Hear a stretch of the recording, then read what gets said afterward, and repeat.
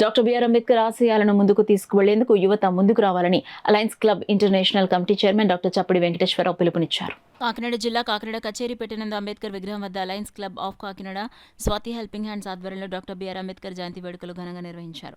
కార్యక్రమానికి ముఖ్య అతిథిగా డిస్ట్రిక్ట్ గవర్నర్ వనం శ్రీనివాసరావు, విశిష్ట అతిథిగా international committee chairman doctor Chappadi Venkateswararao పాల్గొన్నారు.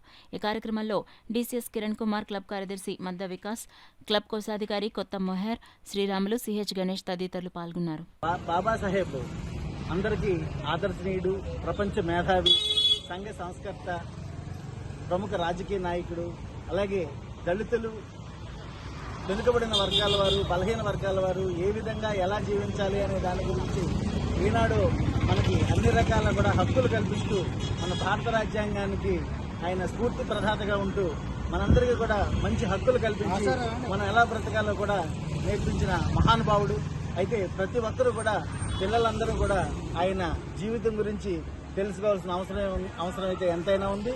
అలాగే దళితులు కానీ, బలహీన వర్గాల వారు కానీ ప్రతి ఒక్కరు కూడా చదువుకోవాలి, విద్యావంతులుగా తయారవ్వాలి.